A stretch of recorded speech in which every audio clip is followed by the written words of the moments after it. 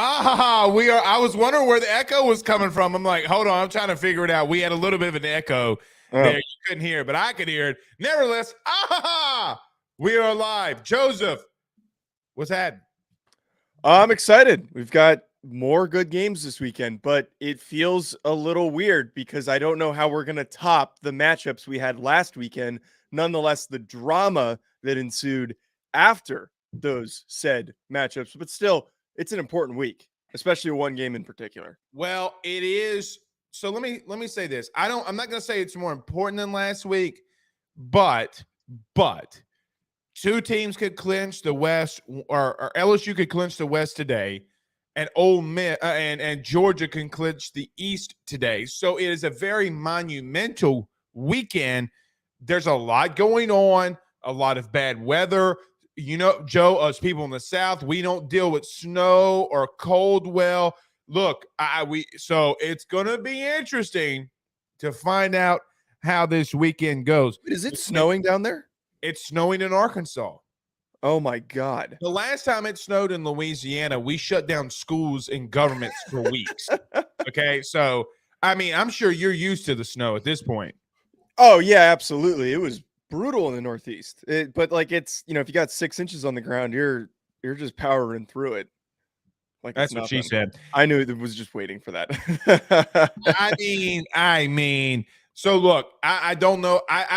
Now I understand why our good friends over at Bet Online put the lines the way that they do. Okay, like, is the over really low? Well, it dropped like 4 points this morning. Like Pooh Bear, I'll have to ask Pooh Bear. He's our gambler. But I saw it on like Thursday or Wednesday, and it was at 64. I just checked Bet Online this morning. It was at 60.5. So regardless, you know, I mean, that's still enticing. 4 points is a lot. Now, we'd have to ask Pooh Bear that. I think he just gave us a stat. We'll have to find it out. But, I mean, he's the one that keeps it up there for me. I got to give a shout-out to Brandon Graziano again, saving the AYS beard set, you know, channeling the inner AYS fan club for not me having shaved the beard. He will forever be known as the AYS Hall of Famer. I just let it be known. Brandon Graziano can say whatever he wants. He's going to get away for a lot. Let's get to a couple comments, though, Joe, before we get started. That's all right, because we got a lot of them firing in. Doug Ray says, congrats on the big win last week. Joe. What I don't know is this a congrats on the Notre Dame win, or is this rubbing in the fact that I predicted LSU to get blown out and it's a congrats on the win? Ha ha. Either way, okay, thank you. Well, I mean, a lot of great. I mean, look, let's call it what it is. I mean, we talk a lot of SEC here, really all SEC here. Clemson got beat down last week by Notre Dame. I mean, also DJ Uiagalelei, time to bench him. It's over. Time to bench him. Yeah, and the crazy thing with them is that they're a one-loss team, and I get eviscerated for saying this, their season's kind of over. Like, they're going to win the ACC, but they're a team that should be in the national championship conversation every single year, and a loss to a 3-loss team like that is embarrassing. It's terrible. They shouldn't be able to move up in the rankings. They should be stuck where they are, and it pisses me off that they put them at 10, or where it's like 10 or it's somewhere around that range. I forget off the top of my head. For them to be placed there still gives them a path. And that's what the annoying part is. If they beat UNC in the ACC championship game and they end up getting that track to get there, they could somehow backdoor sneak their way into that 4 spot. I don't think they can get here. Here's why. I'm going to make a bold prediction here. And because we got, at this point, Joe, we got to continue to talk the playoff. Mm-hmm. Bottom line, I still think LSU beats Clemson. I still think that there are teams in the Big Ten. Like, there's not, like, you know, you look at Illinois. I honestly don't know if Illinois couldn't beat Clemson the way. Like, are you going to tell me 2-loss Illinois couldn't keep it, at least keep it close with Clemson? But here's the thing that I thought last night. Yes. Tell me that the Pac-12, as much as we make fun of the Pac-12, tell me they're not an argument. They're the third best conference in the country. I think the Pac-12, Because listen, you have USC, Oregon, UCLA, Washington State, Oregon State. They got some teams now. The Pac-12's playing a little bit, brother. I'm just letting you know. Are you ready for a hotter take? They might actually be the second best conference. I wasn't going to go there. I wasn't going to go there because I still think the Big Ten reigns supreme over them. The only reason why I'm willing to concede that, and I know everyone's probably going to hate that take, if you look at the Big Ten, the way that it's structured, it's Ohio State, Michigan, and then you've got like this kind of massive like Penn State, Illinois, and it just starts to get weaker and weaker. Agreed. But here we are with 4 teams in the Pac-12 that could legitimately cause some damage. Yeah, and they're all very balanced teams for the most part. I don't think USC is very balanced. They're all relatively balanced, and you put them in the playoff as the 4 team, like they could come and stun somebody. It's possible. I don't think they compete necessarily with Georgia, but they're capable enough to compete with some of these other teams the way that they're built defensively with the athletes that they have on offense. I think it's worth the discussion because the Big Ten, after you move past Ohio State and Michigan, it starts to get weaker. Now, Ohio State and Michigan are really freaking good. Yeah, far supreme. And that's what they're kind of leaning on right now, and that's what's keeping them afloat as the second best conference in college football. I agree with that statement. All right, we have Van Bennett who's asking you a question here. It says, so it's cold. I wonder if a coach who spent his entire career in the Midwest has any idea how to prepare his team for cold weather. Joe, let me ask you this. How do you prepare for it? I've never played in the snow game ever. I guess, my question would be, how much more difficult is it to snap a football? I mean, break us through, and then we'll start getting started in this SEC. But it's not just cold in Arkansas. Look, I mean, it's cold all across the Southeast, and we don't deal with this a lot, and we obviously cover the Southeast on this show. How do you prepare for it?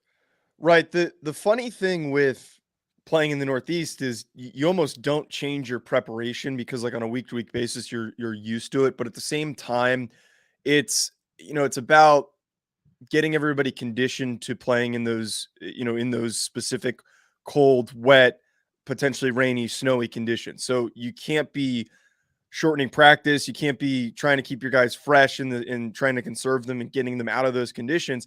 You need to put them out there for even longer. And if talking about having to snap in those conditions, having to throw in those conditions, I would argue it's actually kind of harder when there's snow on the ground, even if it's not snowing and it's really cold out, because your hands, when they're tight and you can't grip the football, Agreed. It's really freaking hard. The big difference that we've had in games, and the coldest freaking game that I ever played in, we traveled to Maine to play at Maine. There's snow on the ground. Black Bears, right? They're the Black Bears. Horrible conditions to play a game. Terrible. The field was a rock. It was, I think it was below freezing. It was below 0. It was really freaking cold. Wow. And the way that you kind of prepare for that is you have to have heaters on the sideline. Like that's the most important thing. You need to have extra layers for guys. You got to get as many hand warmers as possible. Go overboard. You can't let guys get cold. Like that's the big thing. If guys start to get cold and they start getting tight and stiff, and they're trying to jump up and down to stay warm, you're kind of screwed. Like cold conditions are not easy to play in. It's one of the hardest things to play in. Find ways to keep everybody warm. Hand warmers, heaters, whatever it is, whatever it takes.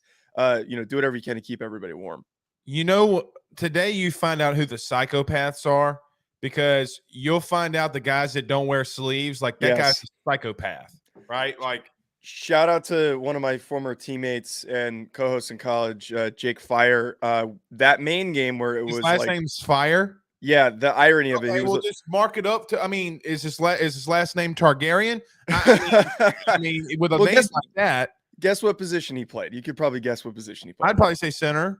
No, he was a linebacker. He was the tiniest linebacker. A 5'8" Mike linebacker, and I think he was like he's got like one of the top tackle totals in the country for FCS right now. But total nut job. No sleeves, no gloves, no nothing in that game. I don't know this man, but he sounds like a dummy. He's not a dummy. He's just nuts. Well,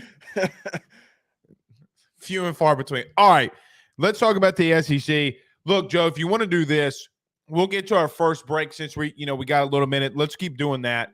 Let's get to our first break as soon as we get to our first guest. So we do have a massive show here today for you guys. Obviously, we'll do an intro. We'll talk about who can clinch today. But we have former Ole Miss wide receiver Mike Espy is going to be joining us at 9:30, and Porter Hayes with the Hawg Talk is going to be joining us at 10 a.m. So a massive show. But before we get started, everybody do us a favor by hitting a like and share. Look, there's so many of you on Facebook. Y'all dominated the share button on our show earlier this week. Hit the like button, hit the share to all of those social media pages. If you're listening to us on YouTube, do us a favor, either Hack City, Bleav, or AYS. Like, subscribe, hit the notification bell. We greatly appreciate you doing that. And, Joe, we got some good news. If you're listening to us wherever you listen to podcast, TuneIn Radio, XM Radio, rate, review, subscribe. I don't know how to put this. So we're kind of a big deal. And shout out to our good friends. Last night I listened to the stadium, and your boy went cuckoo for Cocoa Puffs in his slot after LSU took down Alabama. I don't remember I don't remember that or what I said, but it's funny to recap that happening. So I by the way, before we take us to break, I had to help with go to the break until 9:30, but go ahead. I had to help with that edit. There were a lot of expletives I had to remove from your statements in that particular said clip that you're referencing. But I'm glad that you watched it. That's the whole point of doing it, is that we want to showcase the network, and the way that you reacted is the perfect example of what we want our hosts to do. So I'm glad that you watched it. That means a lot to me, and I know it's going to mean a lot to the Charity Stripe guys when they wake up from their hangovers that they're probably enduring right now. But I'm going to tell them that you watched it. So listen, I would like to take this time to apologize for absolutely nothing. The SEC West champs do it. Look, listen, I was laughing every time that I knew that I was about to say a curse word. I was like, oh my God. Like this. I mean, I was like, at one point I was like, all right, are you going to even hear anything that I'm going to say here? And then it got a little bit better. So yeah. Look, it's fun. All right, let's get to some of these games. Look, Joe, the biggest game of the day on paper is Alabama and Ole Miss. Now, we'll talk about this game a lot, but I want us to get to it first. Look, Ole Miss holds their destiny in their own hands too. Like, their season is not over. A lot of people have said, Joe, that Alabama, and you included, the dynasty is over. Well, when you said that, Big Daddy went and did some history and looked some things up. Did you know that every third season after a national title for Nick Saban, it looks a lot like this? Okay, we've been here 3 separate times. 2013, 2009. We've been here. We were here relatively in 2019 when they had 2 losses. We're here again with Nick Saban. I'm going to make a bold prediction. Alabama's going to win out, and LSU's going to clinch the West if they beat Arkansas. I think Nick's pissed off, and I still think that they're a young team. And I told you this last week. They got to get back to run. Or I told you this week. They got to get back to running the football. I think this is a tough game for Ole Miss. The game is in Oxford, so it's going to be really cold too. Joe, I'm taking Bama by 14. I just see them winning, unless barring something bad happens. But Ole Miss, like, I feel like this could be a little bit of a shootout, which gives Ole Miss a little bit of an edge to keep it close. But I still think Bama wins this game massively.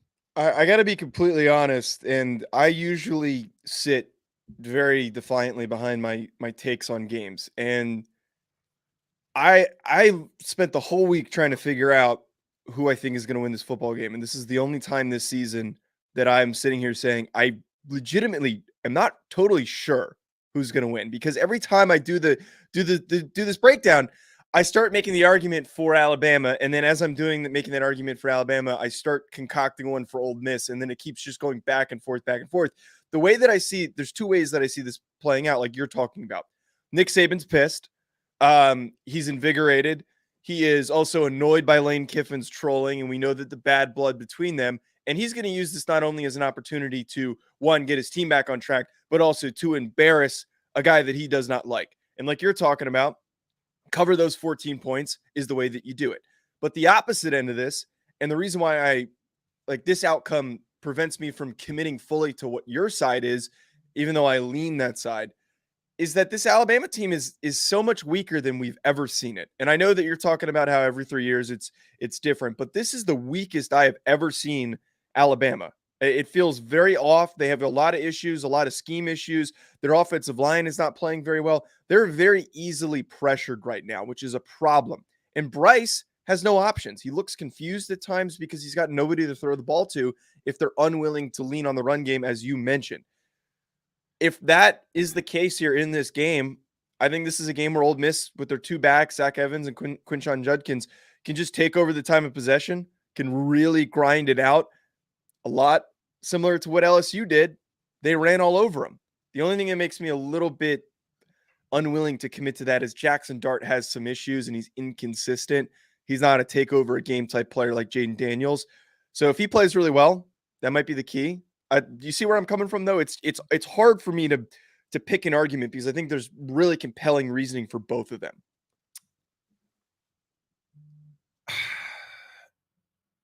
Tennessee and LSU have better lines of scrimmage than Ole Miss, right? That's where Alabama got beat. They got beat in the trenches, which, quite honestly, I never thought I was going to say for a Nick Saban coach team. LSU and Tennessee just have better dudes up front. You know who doesn't? Ole Miss. That front seven for Ole Miss, Joe, I don't mean this in the wrong way. You can carve up like Swiss cheese. I mean, you could just carve them up. I think this is what I think is going to happen. I think that Nick Saban went to Bill O'Brien and said, listen, Billy, do you want to be fired at the end of the year? And he probably said yes. But regardless, run the football. This is my prediction for this game. I think Gibbs is going to go off. Like, I fully believe that Gibbs is going to go off. I don't think – here's my thing with Nick. Nick is the absolute best. Like, not mid-tier, like the absolute best. Nick makes really good adjustments, especially week to week, okay? But they didn't do that against LSU. They didn't. They did. Yeah, they did. So what they did in the second half offensively, Joe, they had 3 points. They did make an adjustment. They did make an adjustment, but it felt like it only helped them slightly. Like those Nick Saban adjustments that you're talking about, I totally agree. It usually completely flips games when they're struggling. I feel like it just kind of gave them a little bit of enough of a boost to hang in there, and then obviously they ended up losing. But my question would be, but here's the thing. I think they make a big enough of adjustment today in running the football. I don't think Bryce is going to throw the ball over 40 times. Which he should. I really don't. I really don't. And nor should he. Let me ask you this, though. If Lane does take down Saban, then what? Like, if it does happen today, like, how big of how massive of I can't believe I'm about to say this because they should never do it. Nick Saban should be able to lose every game of the season for the next 3 seasons before Alabama fires him for the success that they've had. Mm-hmm. There are going to be some fans knocking on his door saying he's done, like he's over. Like Alabama fans, in my opinion, would do that. Like they're doing it already. Yeah, the Alabama fans are some of the craziest in the sport of football and sports in general. So those arguments are going to be made. If the rational fan is talking, they're probably not going to want him fired. But that debate that I brought up on the show and that I brought up on my show as well of is the dynasty over? Should Nick retire somewhat gracefully? I think that if you lose to Ole Miss and you lose to a guy that is technically like an arch enemy in a way, if that happens, you got to retire soon, man. I'm not saying he's like done, he's cooked, but next season would be the time for him to hang it up at the end of next season. Like Duke kind of had that ascension too with Krzyzewski. Okay. Like that's the comparison that I draw. They're very similar in terms of how long they've been around the game and the accomplishments they've had. And Duke never really fully lost it, but they weren't the same team that they were. He was starting to get old, didn't have the same control and the same coaching prowess that he did in the past. I think next year, if you lose this Ole Miss game, it's the farewell tour. Like that's what needs to happen. let me say this last thing on this game, then we'll move to Arkansas, LSU, or wherever you want to move. We'll move to wherever you want to move to. We do need to get to this coaching search at Auburn too, by the way. Yes. Don't let me forget. Let me say this. Pettiness gets you beat. I've said this on AYS from episode 1 to now that we're closing in episode 600. Pettiness will get you beat. Yesterday, Lane Kiffin went on with Paul Feinbaum and said that he was sending articles to Nick all week about how his dynasty's over. Let me tell you something. Wait, yes, hilarious. No, it's not. No, it's not. Let me tell you why. Piss Nick Saban off, see what happens. Right. Look, LSU fans in general can get pissed off at me for saying this. Piss him off. I dare you. They will hang 55 on his Rudy Poo ass. They will hang 50. Okay. Is their relationship mended? Like, is he just purely doing that out of do we think Saban's responding? The book thing that he did was hilarious. He said Saban didn't respond. He said he would never respond. Here's the thing, though, and this is just me. Not only did he send the Paul Feinbaum piece to Nick, not only did he text it to Nick, he texted it to his wife, too. To Nick's wife. He texted it to Oh, Miss my God. That's so disrespectful. Oh, my God. I didn't know that he did that. Well, pettiness gets you beat. And I'm going to tell you this right now. Yes. Let Nick walk in that locker room and say he's taking shots at my wife. Let him do that. Brother, I think we got a cheek clapping a brewing. I agree with you. But at the same time, like, you don't think like overly pissed off Nick is a bad thing? No. There's too pissed off. There's a such thing as being too pissed off. Yeah. Okay. True. And I agree. However, he sent that to his wife now. Now, let me tell you something. Such a good I know this about Miss Terry. I know this about Miss Terry.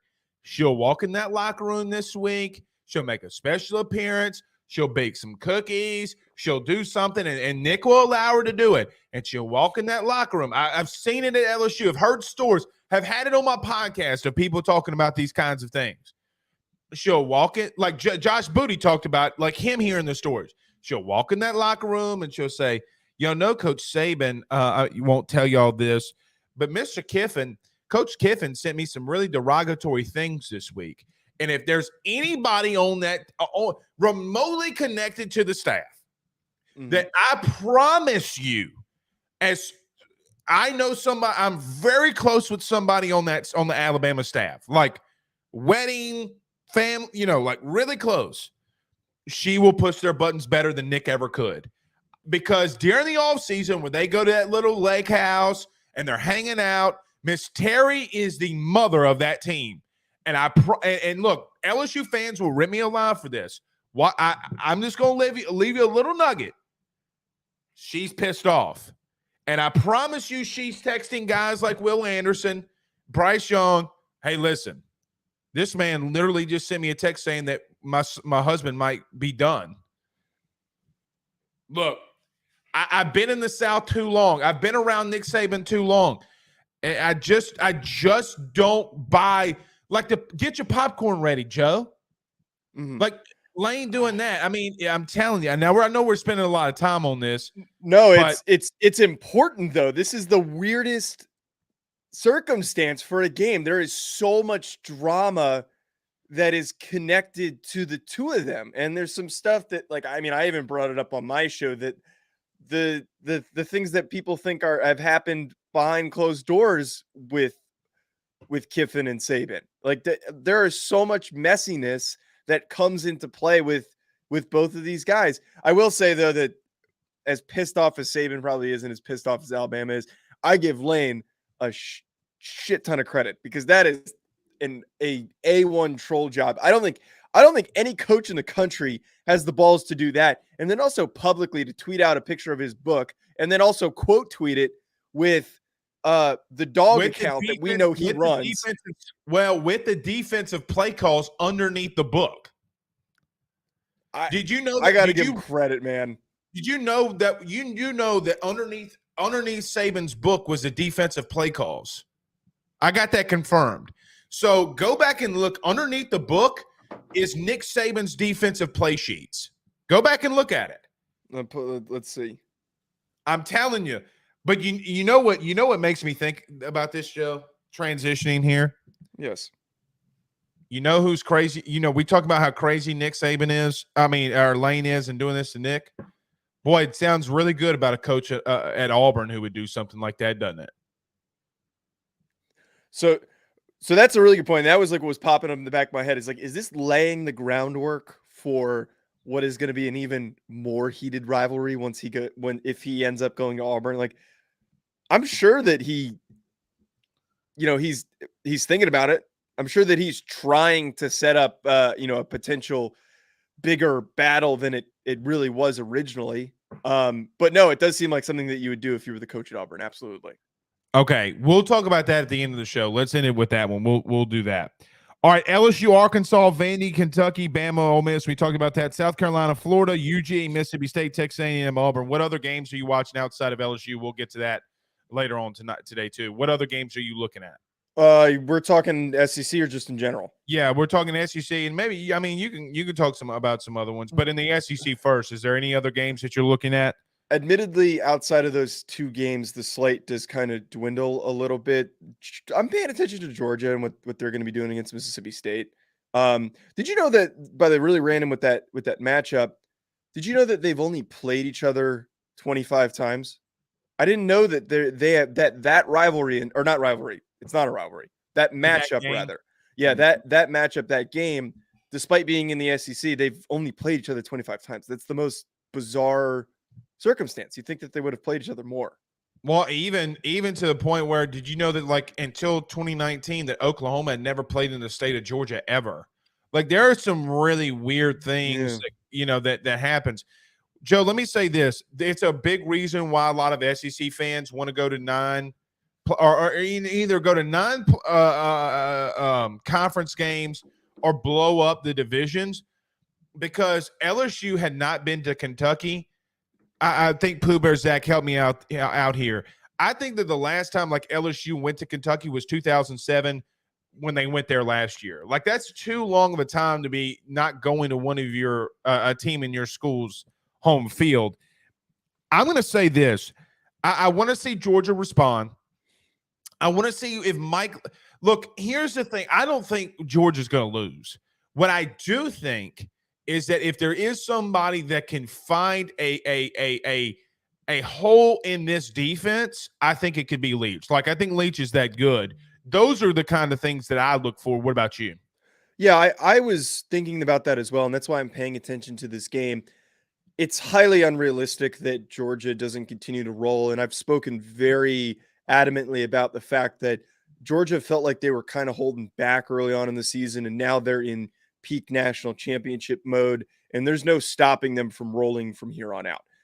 That's why they're probably going to easily and handedly win. But if there is a goofy coach with a high offensive prowess that could maybe cook something up, it's Mike Leach.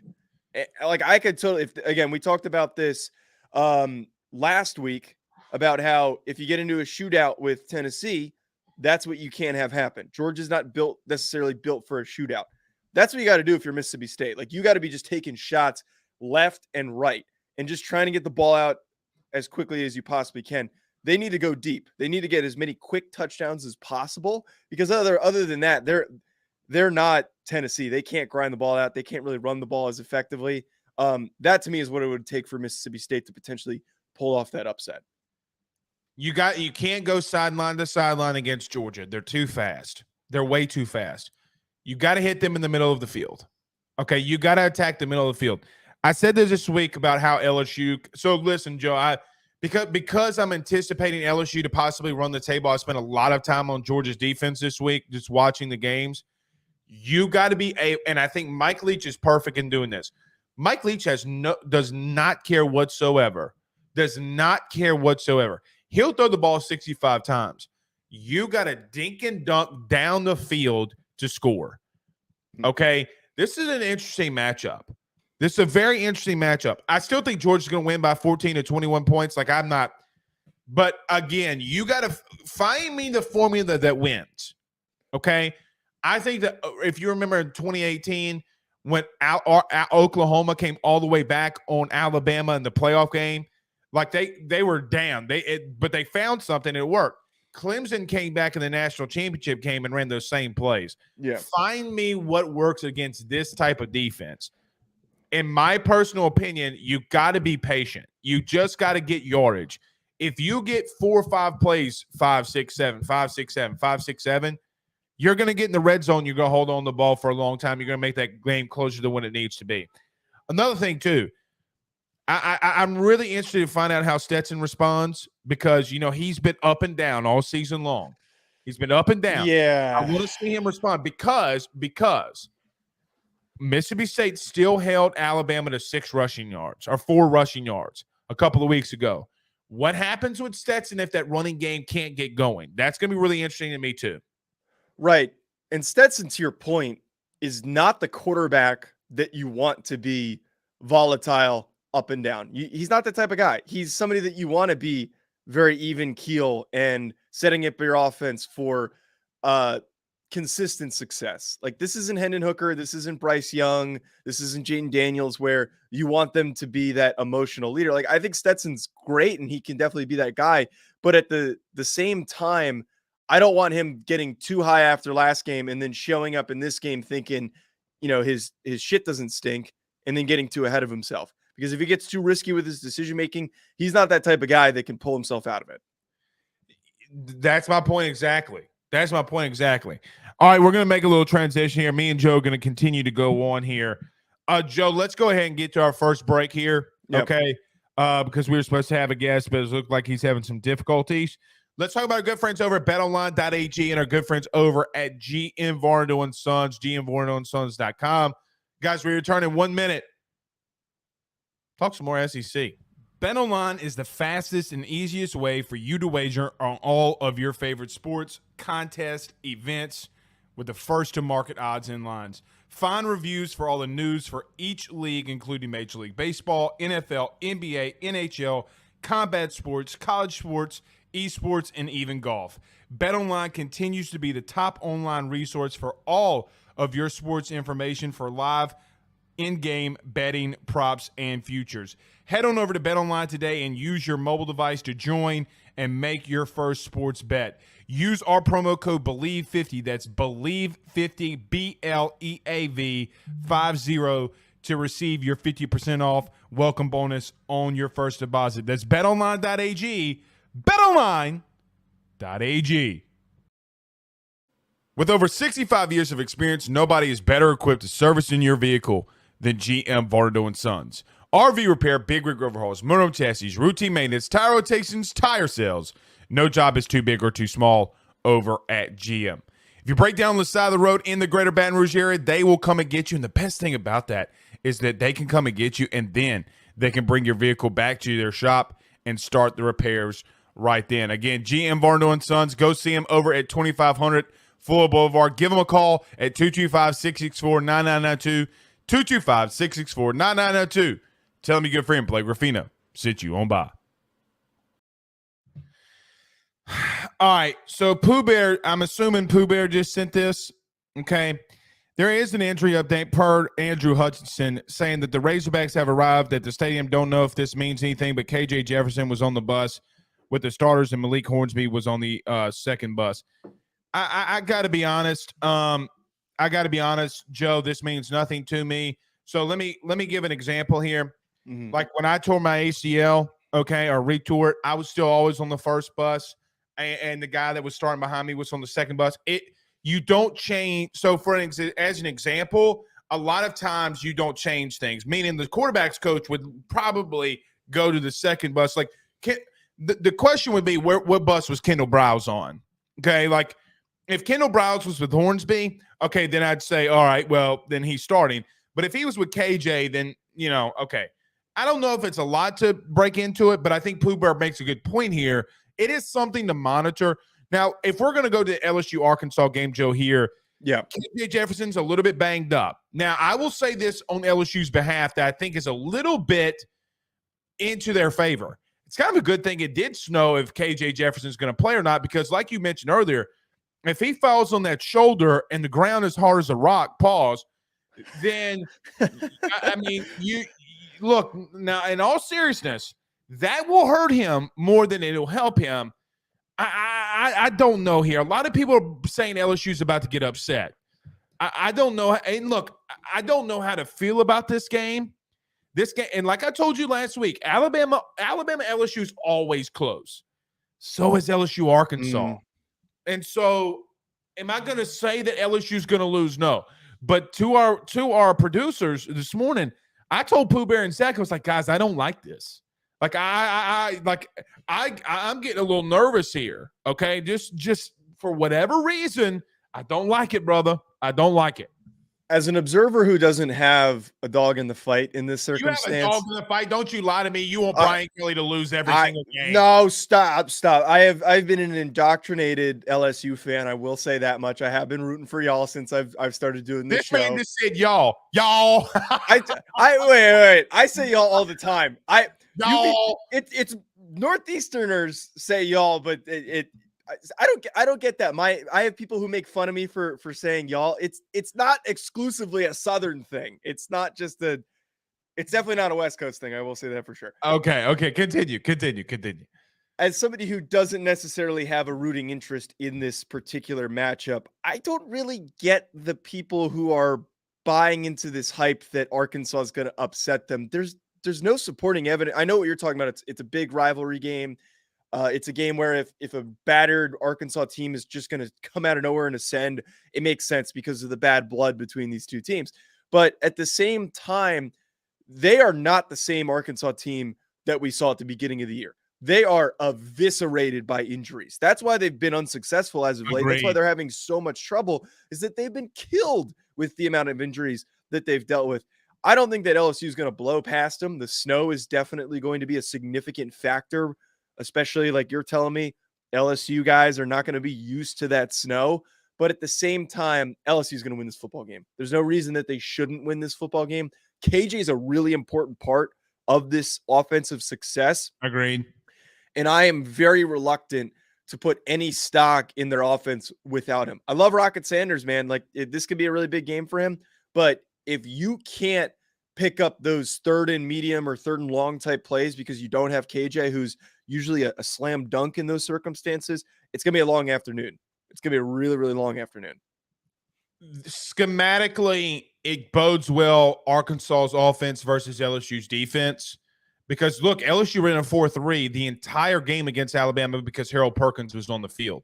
Now, Joe, I'm very limited, and I stay very cautious behind talking a lot of individual players at LSU, and you know that. I think we've talked about that. But, look, man, if Harold Perkins goes out there again today and has a game like he did last week against another really good quarterback, brother, he's not a freshman All-American anymore. You got to put him in the All-American conversation. Absolutely.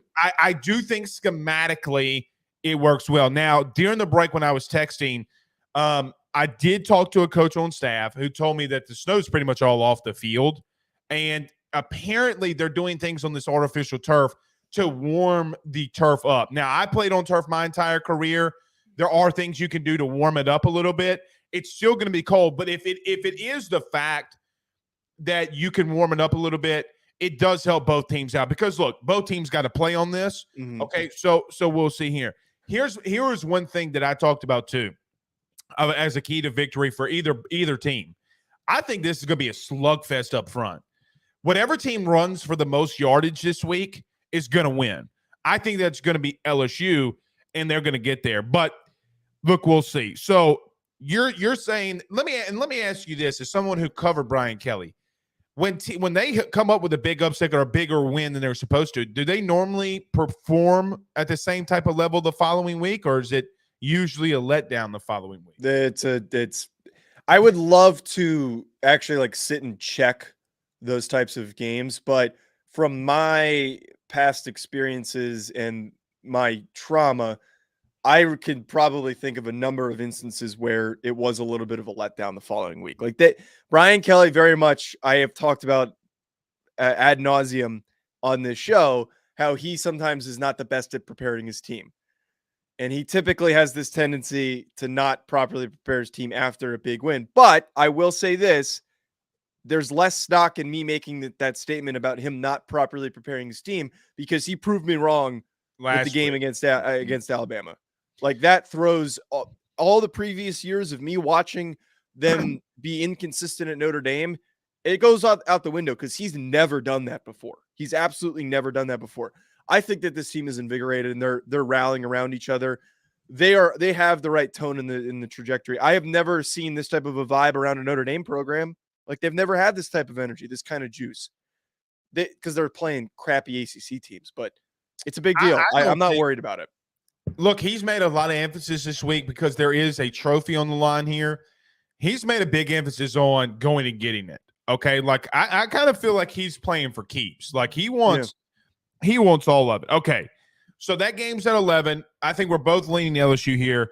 We'll talk about that game more with our next guest at 10 o'clock, Porter Hayes. All right, so we have South Carolina and Florida, Vandy, Kentucky, Mizzou, Tennessee, A&M, and Auburn. Look, I mean, dumpster fire you. I mean, either Joe, we can talk about those games, but there are some other big games around college football that I want to touch on.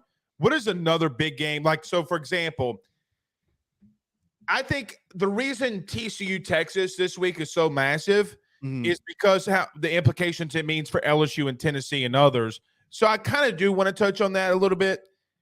I'm taking Texas, brother. I told you that on Tuesday. I'm taking Texas. I don't know where you said you said you love TCU, but I'm big on this Texas train because you know why?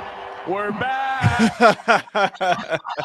You love that drop, man. You freaking love that. But let me just say this: you can't have 3 losses and be back unless you're building into something. But nevertheless, where do you see that game going? By the way, just super quickly before we fully transition away from the SEC into the SEC Light, which is Texas eventually it's basically an SEC team at this point. Cockvember is starting for the Gamecocks, so this game is really important for them as they're going to be bowl eligible to get like a really good bowl game, man. That if they win this football game, they've got a pretty light schedule remaining. Hey, man, you beat Clemson. You could get a really good bowl game. Separate note. Let's go back to the Texas game. I was debating because, again, Texas is basically an SEC school at this point.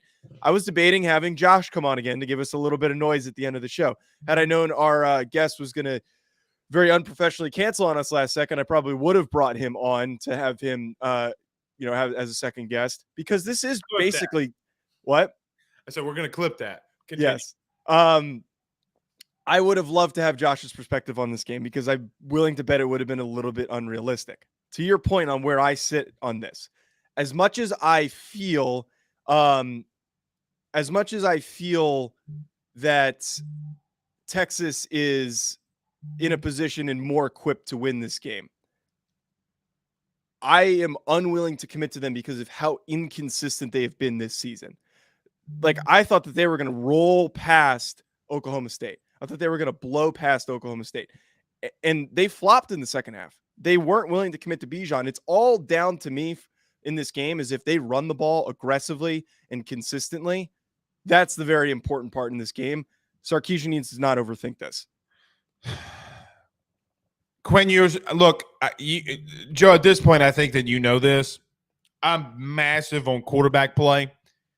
I think Quinn Ewers is better than Duggan. Okay, and if Duggan doesn't have Johnson, what's Johnson's first name? Quentin Johnson. If he, Quentin Johnson. I saw this morning at 6 a.m. that it was reported that he's going to be step by. They literally said hour by hour decision, which means to me that he's still banged up. So regardless, I think Texas pulls the upset here. I really do. TCU at some point, you're going to get bit when you go down as much as they do and you try to rally back to win football games. At some point, that rattlesnake's going to strike and you're not going to have an answer for it. So is today that day? Because look, I like Sonny Dykes a lot, but TCU is not built to withstand the ass beating that they're about to take up front. The thing about this that I think is so big, Bijan Robinson and Quinn Ewers just have to go absolutely off to make sure that you solidify this win. I think it's more important for Bijan because, like, I agree with that. I agree with that. Quinn's not at that point yet where he can take over a game. He's just not. His success has been very predicated on, does Bijan in the run game get rolling? I'm blanking on the name of the other running back that they have that's really good as well. They need to run the football. What their success over the last couple of weeks and what they've been riding on is that run game success. And what caused that really funky stretch of games where they looked like crap, Quinn comes back again, that Oklahoma State game, is because Sarkisian was overthinking it. He was not prepared, and they were trying to throw the ball way too damn much. That run game is going to be so important, and I agree. It's going to be a battle up front, and they got the dudes to fight at the line of scrimmage. They do. I'm taking Texas. Pooh Bear did bring this up in there. Here's what's very interesting. I don't think anybody saw this coming this week. It says, side note that the loser of Auburn, Texas A&M today will fail to be bowl eligible. Joe, I know that we talked about this last week with one of our guests. If A&M doesn't get bowl eligible, I think that there are people behind closed doors that are finding ways to get Jimbo out of there, like recruiting class or not. Brother, if they lose to Auburn today, brother. But well, first of all, I want to know what the situation is with the transfer portal flu going on right now for this Texas A&M team. Are they fully available? Are they fully equipped? This is such an ugly game. Like, it's to the point where, like, I have had no attention to, like, this game at all. But this has got to be the ugliest game of the weekend. Like, you got a team that's fighting for nothing, Vandy, Kentucky. Vandy, Kentucky's probably the grossest SEC game we got of the week. Yeah, but like that's a horrible matchup. The scheduling was terrible this week. Who was in charge of this? Due to Pooh Bear, play the takes of the host or whatever do not reflect. His name's Greg Sankey. Mr. Sankey, we love you here on Bleav. Joe, calm down. Calm your tits, bro. Like, Mr. Sankey, sir, you are our buddy. But it's the end of the season, and we're talking about Texas A&M, Auburn, and Kentucky Vandy as the back end of the slate.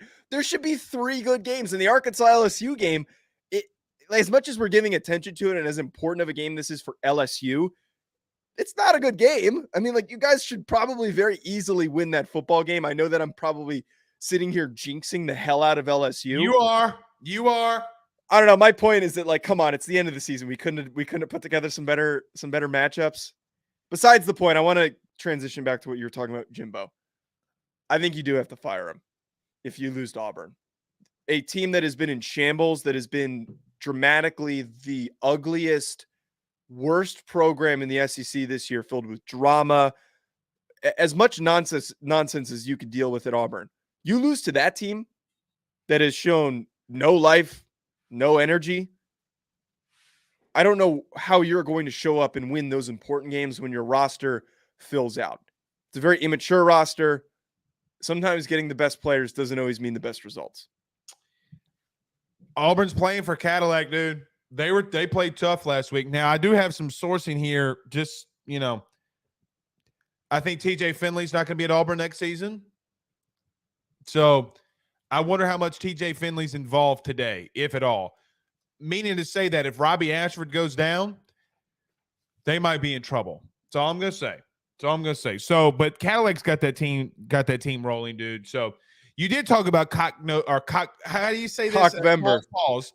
What is it? What is it again? Cockvember. It's the start of Cockvember. Let me go on a little bit of a rant here, Joe. Please just give me the floor on this. Is it cock related? I'm sorry. I'm sorry. You got to put me in timeout. You can't. Jesus Christ. Thank you. Thank you, Jesus. It sounds exactly like Pooh Bear. I mean, let me just say, Go ahead. Sorry. it is cock related. Don't hit the pauses on here, Pooh. Let me just say this. Yes. Whoever's running the social media stuff for South Carolina should be fired. Okay, brother, you can't go around and keep talking about cocks all day long. Okay, like you're making this like Cocktober, Cockvember, brother, like Cock Commander. Like, Joe, I get that you're the Gamecocks. Yes. But brother, like I think that we're to a point where they're lighting you up in the chat, dude. I haven't been looking at the chat because pause, but they're lighting your ass up in this chat. Pause. My thing is, Joe, I don't want to keep hearing about cock this, cock that. You know, like you ever seen the gif with the girl? You know, nah, I'm not going there. I'm not going there. I'm not going there. I just feel like I'm being surrounded by so much cock talk. The only thing I will say, when you're a mediocre program, the only thing I will say about when you're a mediocre program, Blake, you need something. You need something. They're being talked about. We're spending time talking about South Carolina, even though they stink. They're not that good. It's like TCU's social media team that has been posting nothing but frog memes. Like, I don't know. You got to lean. I don't think they're leaning into it enough. I would have the word cock on everything. Every graphic possible. Listen, there's got to be a podcast. We got to change the Bleav in South Carolina podcast name to Cock Talk. Can we please? Hey, call up Mike Yuva, man. We'll call up Mike Yuva. All right, I'm calling up Yuva. Call it Cock Talk. Okay, it might be on, look, the full episode could be on Pornhub. Okay. See, I'm looking at South Carolina's their Twitter feed. I don't see enough, man. I don't see enough that you're not leaning into that. There is so much promise. They also didn't lean into the whole the cock commander thing. Like that should have been. I would have leaned in all hell with that stuff. That I am disappointed with their social media presence rather than you, for different reasons. I don't know. I just can't. I honestly, brother, I just can't get over like. I just can't get it. Like, you know, I don't know. But let's talk about this game, and then we're gonna get to our good buddy Porter Hayes, who's a Clemson fan now. Covers the Razorbacks, but really, yeah. Uh-oh. So you and your team took down his team last week. He might come in here with those big ass biceps and start throwing. Paul. All right, let's talk about this game though very quickly. South Carolina versus Florida. I'm going to be a little honest here. Give me the Gators really. Now, I got to say this.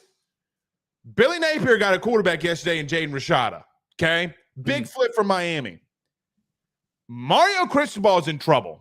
Miami's in trouble. I'm telling you now, they're in deep shit.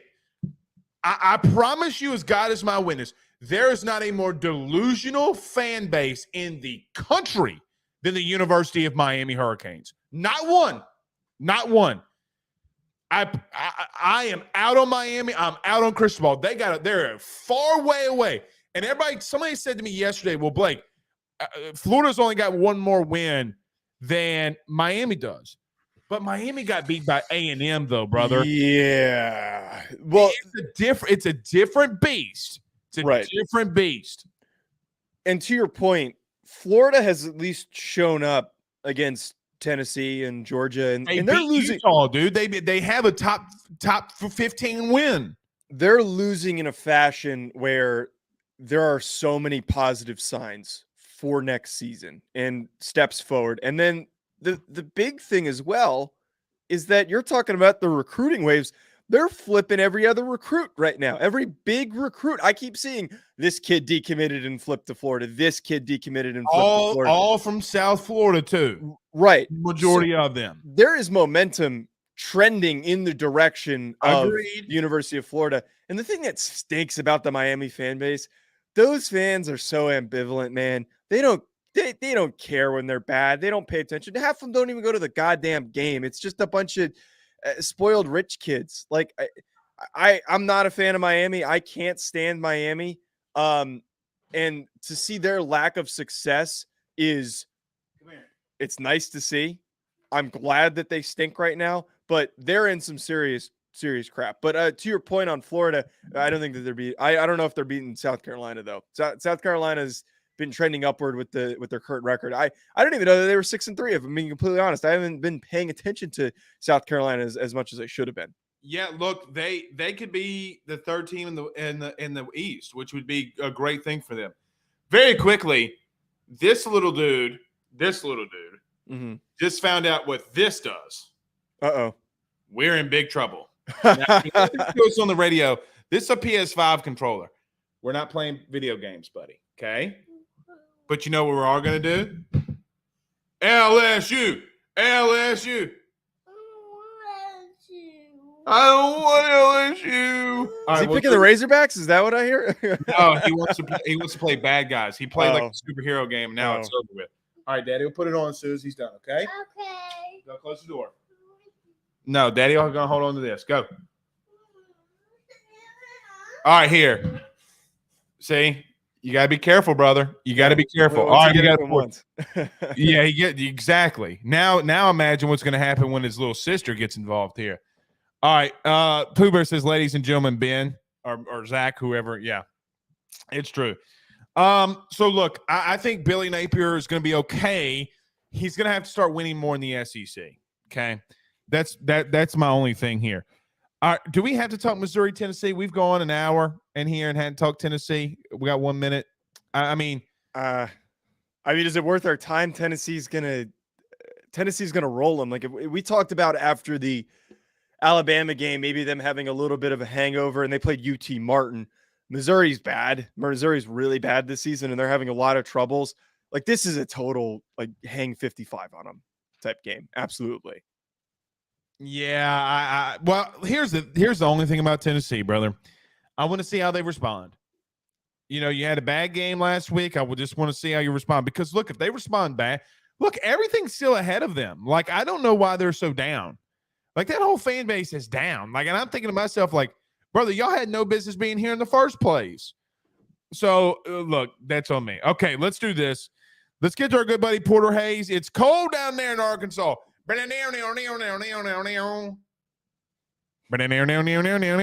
should have a banjo playing during this next commercial. We'll be done. All right. So my good friend Carol Falls over at State Farm Guys, 45 seconds. Porter Hayes, Hawg Talk Podcast, joins us next. Guys, you might know my good friend Carol Falls and all the great service that he provides over at State Farm. He is your good neighbor after all. But did you know State Farm has surprisingly great rates as well? Along with the great neighbor service, State Farm agent Carol Falls has surprisingly great rates for everyone inside the state of Louisiana. So call him today at 985-395-4300, 985-395-4300 for all of those surprisingly great rates on auto, home, and life insurance needs. Like a good neighbor, State Farm is there, and individual premiums will vary by customer. All applicants subject to the State Farm underwriting requirements. All right, we are joined by one half of the Hawg Talk Podcast, a Clemson man. Yeah, I heard. Man. I heard. I was backstage. I heard. Hey, Porter, would you fight Joe right now after the Notre Dame Clemson game? Well, I mean, you know, he's talking about Miami and he's talking about Miami, but I was 3 the last time Notre Dame won a national championship. Wait. You got, Lou Holtz is the last one that made it, the national championship, Porter, to be fair, though, we can't compare the Miami and Notre Dame fan bases, man. We actually suffer through the bad shit. We actually will suffer through it. Those Miami fans are so fake. They're sitting at the pool when they're not winning games. Well, to be fair, Notre Dame's like a, Manti Te'o, they just catfish everybody. They make it seem like they're a national championship team, and then they just no, for real though. I mean, y'all got us. I mean, the last time Clemson beat Notre Dame, it was in the Hurricane and then in the ACC championship game. Mm-hmm. But my point about, I heard y'all talking about South Carolina. Now, South Carolina and Arkansas is in a similar situation when it comes to the season right now, because Are you really going to hang your hat in South Carolina on 11-point win over Vanderbilt? No. They are riding that high over Texas A&M and then Kentucky, and then they have the fall off against Missouri. Arkansas, coming off their 2-game win against Auburn and BYU, had a fallout against Liberty. So we're in the same position when it comes to where this team is at and where they're going to be playing. Like, and you look at Arkansas's case. Not only are you playing at 11 o'clock in the morning, you're coming off a loss to Liberty. It snowed last night. I mean, the field is covered in snow. So, I mean, it's even hard enough to get up for an 11 o'clock game. And when you're not that motivated, I know we're playing for the boot, but and just to be fair and honest, and me and Blake talked about this Wednesday, the Arkansas side has not shown me anything when it comes to the coaching staff, the players, anything that they're ready to run through a brick wall for this game. Porter, I told you this on Wednesday. I'll say it again. I know the field's getting clean and it's done now. Like it's and they put some things kind of warm it up, and I get that. This game, and look, I'm going to get ripped alive by LSU fans, and I'm okay with that. This game's always close. I don't give two Rudy Poos that Arkansas, can't bust a grape up front. It's going to be. I think it's going to be a closer game than some people expected to, because weather is only because of weather for me. And does LSU have a letdown? But you're saying that I don't think a lot of LSU fans are talking about. Arkansas might be let down too, brother. Like they might be in that same boat. Am I hearing what you're saying correctly? Well, we don't know, and I'm telling you, after the fiasco before the Liberty game, we don't know for sure, and won't know until game time. Can you break down that, to rudely interrupt you? What can you break down the fiasco? So what do you mean before the Liberty game? Basically, before the Liberty game, nobody knew until after the game really that KJ was hurt. Well, they didn't know that Malik Hornsby was taking all the first-team snaps. Hazelwood, after the game, said, hey, Malik was taking first-team snaps all throughout the week. Well, then they roll out KJ, and he was warming up. Well, everybody started saying, well, they were reporting, I want to say at noon. People started reporting, non-media people, but people started reporting KJ's out. He's out. He's not playing, and we know – between us, we know that's 101. No. You do not release anything injury-wise if it did not come from the university or school or a media member who got the green light. Well, so then it started really rolling downhill. Then all of a sudden they're like, well, he's out there throwing, but he's not taped to play. Well, then he got taped. Then he started playing, and we didn't know until the first drive they got the ball first that he was playing. But we media people, podcast, content guys assumed that he would play. We didn't know anything that was going on behind closed doors because you don't get that access. But Malik was taking all the first. So that causes a big stink of why would you have a guy take first-team snaps all week? What's that saying to your second-string guy, that a 50% KJ is better than 100% you kind of deal? So, I mean, here we are again. We don't know who's going to start in 30 minutes, 45 minutes? Yeah, about 55 minutes. 55 minutes. So, and I haven't heard anything, and that's the deal. Like after last week, they're going to keep that tight knit until kickoff. So if you were the one to make that decision, who would you put out there? Like who would you start if you had to pick? You talking about today's game or last week's game? Today's game, like, because the speculation is that KJ is also hurt, and like you're talking about, we don't even know for sure who's starting. Like who would you pick?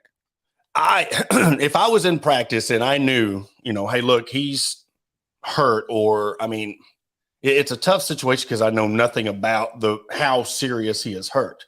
Right. But it's almost like, who gives you the best chance to win in this type of an environment? I mean, and when it's this cold, it's not KJ, Porter. I mean, yeah, he did it last week against Liberty, and Liberty's a good team.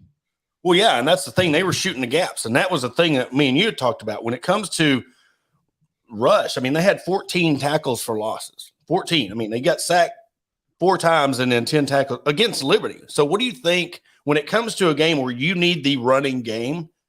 That would be the only thing where I would say put KJ, because he is a guy that it's harder to take down than Malik Hornsby. That's the only positive of why I would put him in there. Because if you're going in there and you're not just going to go out there in 20-degree, 30-degree weather and you're going to sling it all over like you're a Big 12 school, you need to run the ball. And you need somebody, one, it's cold. You need somebody who's familiar with the reads and the handoffs. And, I mean, all those simple things that we don't look at when it comes to having those reps. Well, I mean, here's the deal. Against LSU, you put Malik out there and he misses 2 reads, it could be 14-0 before we even blink an eye. I mean, it happened to Georgia last year. I mean, it was 21-0 before I even sat down on the couch. Yeah, look, again, I really, guys, so for me, I have no idea how to feel about this game. Like, I really, really, really don't. Here's the only thing that I subscribe to, though, if you're Brian Kelly and LSU. Look, there's a really good chance if you win here today, you're going to Atlanta. Okay, like everything's on the line here for the Tigers, and Joe, I got to be honest, and Porter, there's a little bit of payback that these players want on the LSU side after what happened last year. It's going to be interesting to me. Like, they were out, like I just saw the LSU video get released. They're on the middle of the field, not middle of the field, but they're on the field dancing, like getting ready to go, which makes me feel a lot better about this game to start off with. So we'll see. Porter, you've been so good to us here. Let me ask you this. Where do you see this game going from a score prediction? Do you think that Arkansas can pull the upset or no? I come on here a couple of weeks ago drinking the Kool-Aid and I own when I make ridiculous predictions. Come on here and saying that Arkansas had a chance to beat Alabama. I know. So I fired up, wiped the snow off my Blackstone. I fired up some Crow, and I'm here this morning to tell you. Now, I'm not saying this. I mean, this could be a blowout. It could be. But when the weather is the way it is, I just don't see this being a high-scoring game. Now, I could totally be surprised. The sun could come out and it could warm up. But it's the thing that who wants this more? This is a game where, and when I get done my subject, I want to ask you a question, Blake. But it's like it's going to be who wants it more. Does Arkansas want to pick up the pieces, finish out the year on a run, make a good bowl game, or does LSU want to prove in year one, hey, we're here to stay? We didn't just beat Alabama, and that's what we're going to hang our hat on, like other teams in the SEC have done. They beat Alabama and then they just fall off like that was their Super Bowl. That's happened to many teams before. And that's where it's going to get interesting. And so what you told me Wednesday night about how Coach Kelly sees these trophy games, hearing that the players are dancing around and they're actually up for this game scares me. One of two ways is because I told you how Arkansas fans sees this rivalry as it means a lot more to them than it does LSU. Now you got the other side coming in. Oh, shit, it means more to them too. Oh, I mean, it's just you got to look at the variables of Arkansas beat one of the worst teams LSU's had in recent history. By 30. So it's almost like I told you in that TikTok I seen where Brian Kelly's best team at Alabama or Notre Dame got boat raced by Alabama. Well, his worst team at LSU just beat Alabama in year one. So, I mean, that's all those things scare me. Well, and another thing, too, so I've been kind of monitoring this game, too, in reference to what's going on the field. LSU kicker Damian Ramos just made a 50-yard field goal. Like, I think and you see steam coming off the field, guys, I kind of think if you can just play in the cold, I think the field's going to be okay, if that makes sense. So we'll see. Joe, what are you going to do? Adrenaline.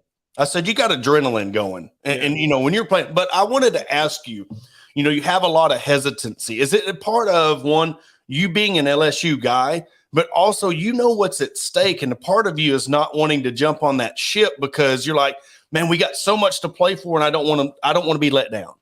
No, you have freshmen. You have 5 total freshmen. You have 6 total sophomores starting the game. That's 11 dudes. How do you respond? So for example, it was a physical game last week. And Porter, I don't mean this in the wrong way, and I don't mean stereotypes in reference to culture, race, or anything like that.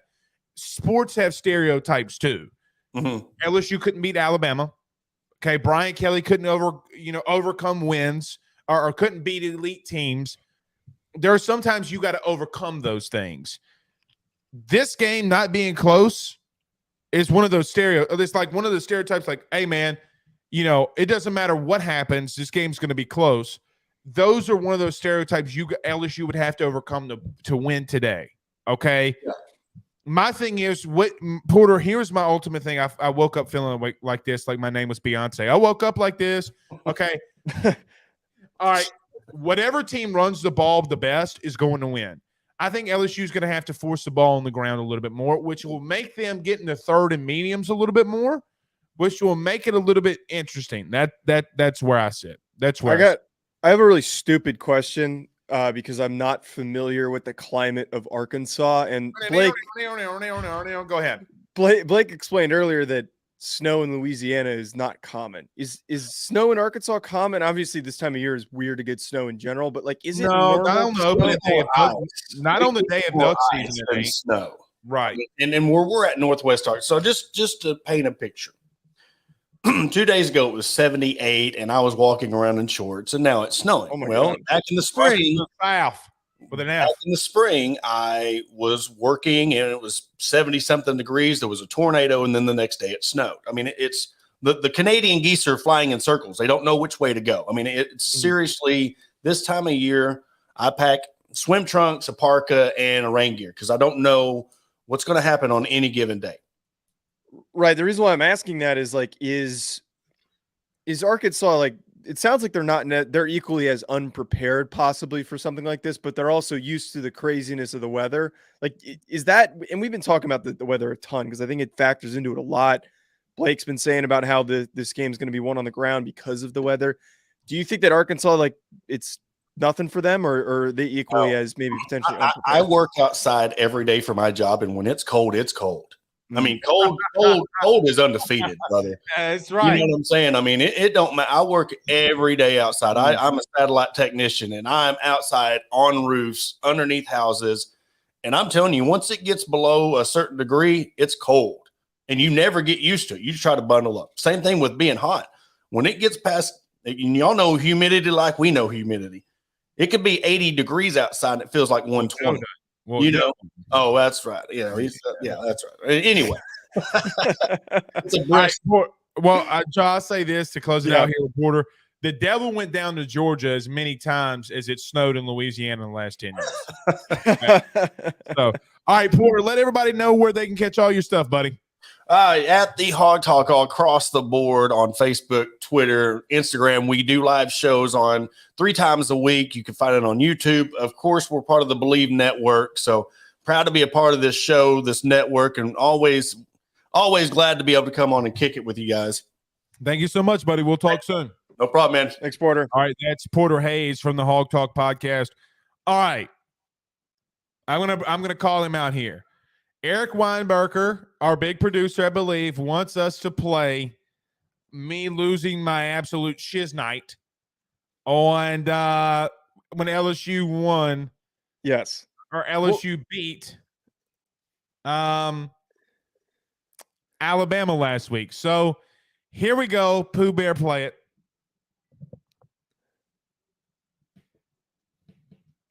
Okay. Is it playing? No, not yet. Not playing. LSU just took the Bama. Down goes Bama. Jaden Daniels, big nuts Jaden Daniels. Big nuts Brian Kelly. Matt House, lifetime fucking contract. Unbelievable.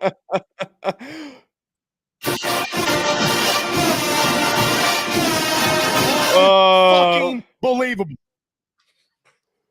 When January you had 5 players and now you're going to Atlanta. Unbelievable. Officiating, horrible.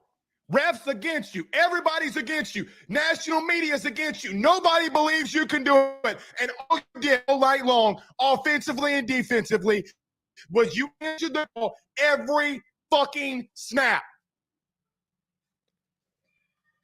Let's go. That's got to be your best. Yeah. That's got to be your best rant ever. Oh, no. Well, maybe, but it's up there, but no. I'm not going to tell you what the best rant ever is. You gotta send it to me if you or tell me where I can find I it. physically body slammed an LSU media member when he came on my show and made him look like an absolute fool. They accused a lot of people around LSU for doing things with unfounded reports, sexual things, and it became unfounded. Our media corps, brother, there's a lot of drama. It seems like a lot of drama. Okay, let's wrap this thing up. Yeah, we do have a game in 45 minutes. Joe, it's gonna be an interesting day. So do you believe that LSU and Georgia clinch the SEC East and SEC West this week? Absolutely, and they're benefiting from some really favorable scheduling. But I don't see a reason. I know we talked a lot about the weather and all that. The fact that they're dancing, man, in the cold, like that's how you know you're gonna get your ass beat. Like that's how you know that a team's showing up and they're gonna smack the hell out of you. Man, they don't even know who's playing quarterback for this team right now for Arkansas. So LSU's gonna roll. Georgia, easy walkover game for them for the most part, unless Mike Leach cooks something up. But yeah, absolutely. I think that they're gonna clinch. We're not gonna have as much to talk about after they clinch, but still they are set up for success, and we're gonna see them competing in that SEC championship game. Ole Miss, Alabama, where are you leaning? I'm currently leaning Bama. I picked them on my show. I think Alabama wins by like 10 or so points, not to fully cover. All right, last one. Texas, TCU. Who you got? I got Texas. I'm taking TCU. I know it was all I was talking about. As much as I want to pick, I want to sit here and pick Texas, and I rationalize it to all hell. If you lean on Bijan and you do this and this, they are so inconsistent, and this feels like such a letdown game for them. Where that fan base, like they're all talking all this crap, and TCU's to an extent is kind of just happy to be there. I think TCU is going to stun them, and it's going to be like a really close last-second touchdown or something along those lines. I don't buy them. I think they're the worst team in the top 7. Well, now that Clemson's gone, and I mean they are. They definitely are, but they don't deserve to be at 4, brother. I'm sorry. If they beat Texas, do you give them more credit, or because it's a 4-loss Texas team, you can't do No, that? it would be a 4-loss Texas team. We're putting so much emphasis on Texas because they won by, they lost by 1 against Bama early in the season. Like, so what? You still lost, okay? Right. Like you couldn't overcome it. Now, I mean, I get it, but you still have 4 losses on the season. No, brother, they're not. The Big 12 might be the fourth of the Power 5 teams. They're 4, right? Like they're not. Yeah. I mean, brother, let me ask you this very serious question. Let's take LSU out of it. Mm-hmm. Name a team in the top 10 that TCU would be not like. Take Clemson out too, because I'm not staying with Clemson. Like put Alabama in there for all I care. Name a team in the top 10 and taking LSU out, who they would beat. I don't know if I can name it. But even if you put LSU in there, are you going to bet that TCU would beat LSU? No, I don't think they will. But the difference of the matter is that they're not playing any of those top 10 teams right now.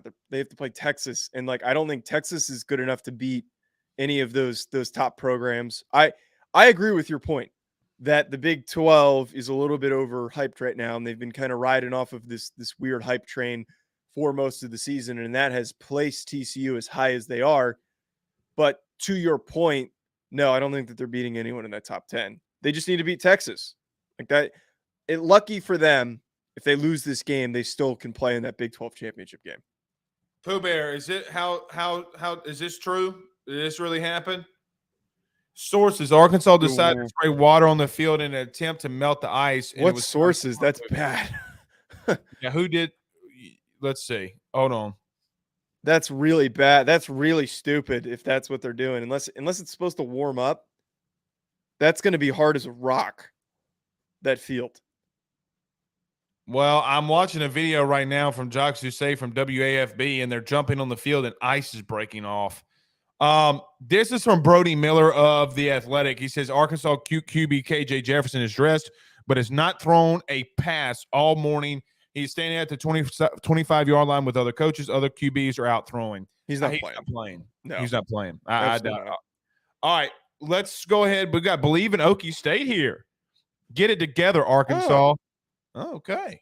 Who's our guys over there at Okie State?